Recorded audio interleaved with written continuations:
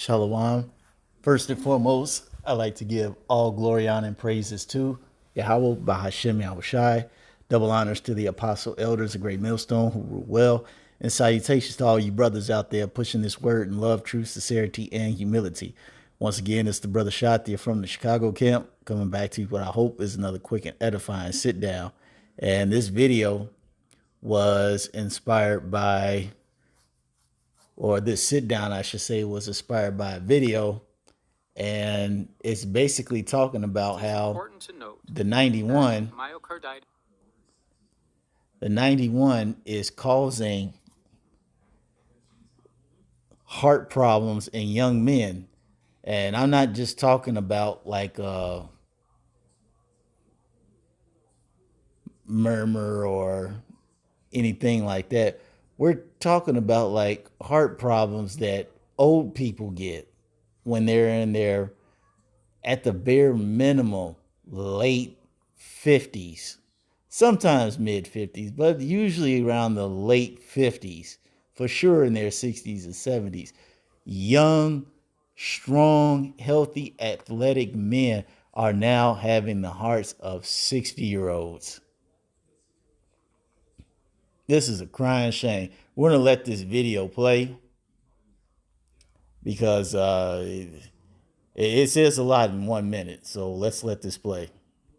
As we continue to push for our vaccination rates to increase, we have made the decision to issue a preferential recommendation for the use of the Pfizer vaccine for individuals aged 18 to 24 years of age. This decision was made out of an abundance of caution due to a very small but observed increase of pericarditis or myocarditis following vaccination with Moderna as compared to the Pfizer vaccine in this age group, particularly amongst males.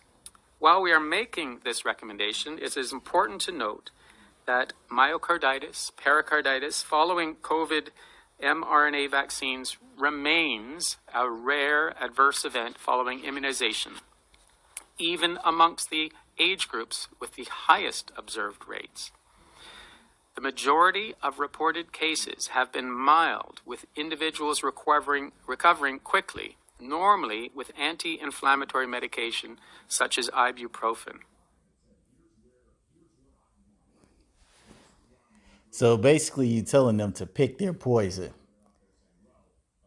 So instead of you young guys getting this version of it, which is causing you to have old man problems, you need to take the other versions of it so you can have whatever side effects is going to happen to that. Hey man, this guy is truly the damn devil. Okay? And that's why when we go to Job, it says, Job 13:5, it says, but ye are forgers of lies. Ye are all physicians of no value. Let me get that word, forgers. Forgers of lies. Job 13.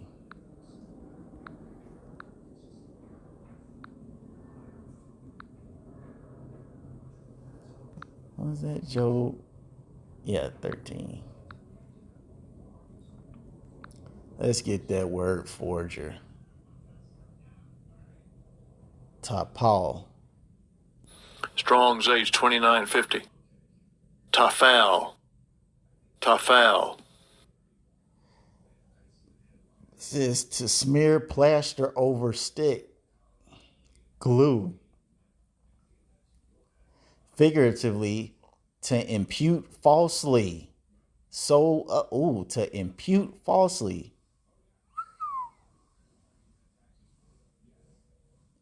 So, and it's saying plaster over. When you plaster over something, you're covering it up. To impute falsely. To tell a lie, to cover something up. So it's saying that basically you all make cover-ups. You say things to cover up the truth. Ye are all physicians of no value. And that's what this guy does. He covers up lies all the time. Even the scripture says that what was it? They be born speaking lies? Or is it from the womb? Yep. Psalm 58.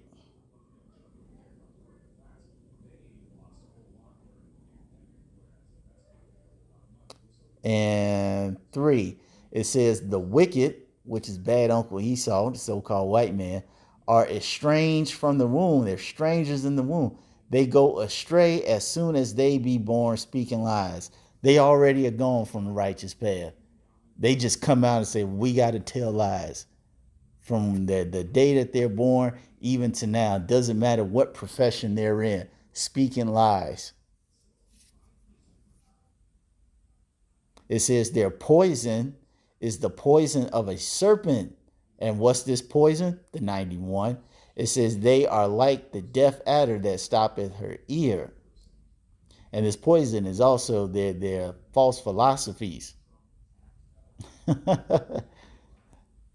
And that slick tongue of theirs.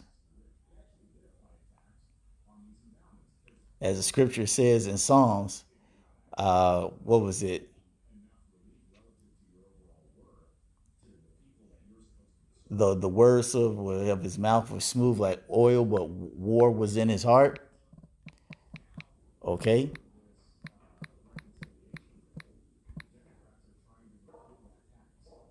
Which is true, because he's going around telling these lies like he can fix everything, but he can't. Psalm 55 and 21 says the words of his mouth were smoother than butter. Yeah, go basically, don't take this poison. Take the other poison. It's better for you. But war was in his heart, because we all know this whole thing is just for depopulation. All right. There's still a video up on YouTube. I believe it's the channel is called TED Talks, where you got Bill Enemy at the Gates speaking to a bunch of college people. And he's saying that if we can up the level and get enough people on board with getting this medical procedure, that they can reduce the population to about 15%. And everybody sat up there and laughed, not knowing that he's talking about eugenics. Okay. And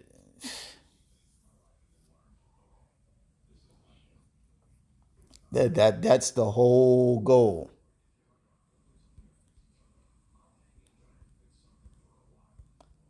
That is the whole goal. Once again, it says their poison is like the poison of a serpent. They are like the deaf adder that stoppeth the ear. Okay. That's why in Genesis it says that this guy, this serpent, which is bad Uncle Esau, he was more subtle than all the other beasts of the field. I mean, he was very clever. He was very sagacious in his wickedness.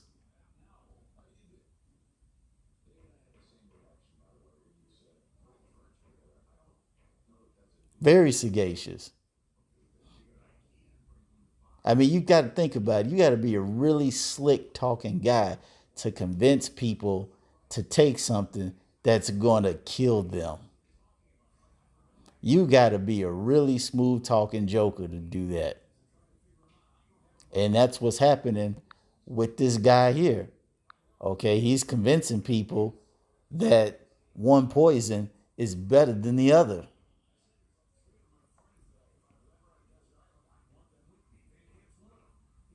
Now, I just recently had a video taken off, and I wasn't even saying anything about it. It was this pink elephant Puerto Rican, so-called Puerto Rican chick. Okay. And so with this coming out, hey, me speaking on it, bad Uncle Esau will probably take this video down too, but it don't matter, because as the scriptures say, you can't do nothing against the truth, only for. So if he takes it down, so be it. But Hey, this is the truth. So I hope you all were edified. To the next time, we're going to say shalom.